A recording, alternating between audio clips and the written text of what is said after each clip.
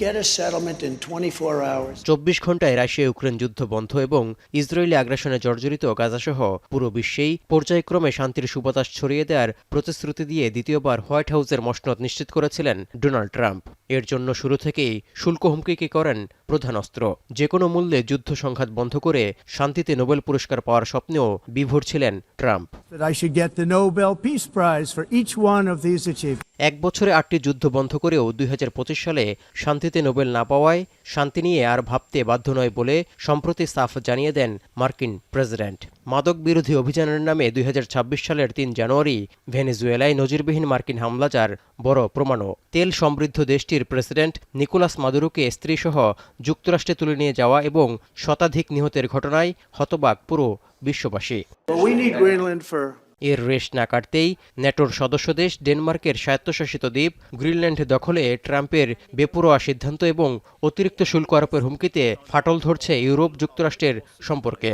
মোট কথা, নিজের লক্ষ্য পূরণে শত্রু মিত্র কোনো কিছুরই তোয়াক্কা করছেন না ট্রাম্প। এসবের মধ্য দিয়ে দ্বিতীয় বিশ্বযুদ্ধের পর অন্য যে কোনো মার্কিন প্রেসিডেন্টের চেয়ে বিশ্ব ব্যবস্থাকে তিনি সবচেয়ে বেশি তছনছ করে দিচ্ছেন বলেও মনে করছেন সমালোচকরা। এমনকি দ্বিতীয় মেয়াদে প্রেসিডেন্ট হওয়ার 1 বছরেই বিশ্ব শৃঙ্খলাও ভেঙে দিয়েছেন বলে শিরোনাম হয়েছে আন্তর্জাতিক বিভিন্ন গণমাধ্যমে। Immediate negotiations to once again discuss the acquisition of Greenland by the United States.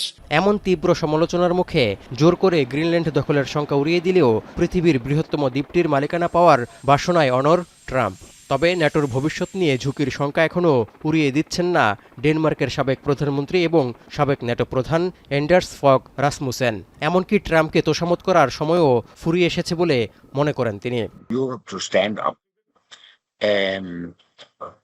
Against this Trumpism. The time for flattering is over. It doesn't work. এদিকে গাজায় স্থায়ী শান্তি প্রতিষ্ঠার নামে পিস বোর্ড গঠন করেও বিতর্কের জন্ম দিয়েছেন ট্রাম্প।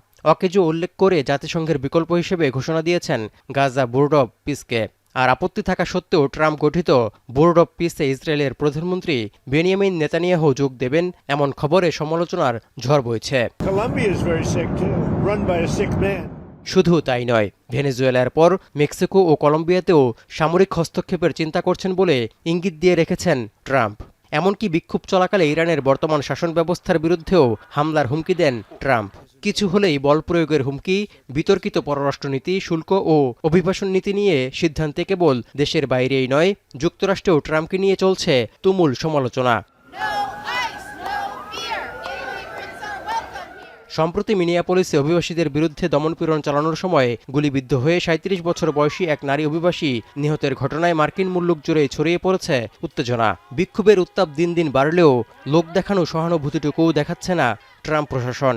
উল্টো দমনপীড়নের মাত্রা আরও বাড়িয়েছে। তৌহিদুর রহমান, এখন বিশ্ব।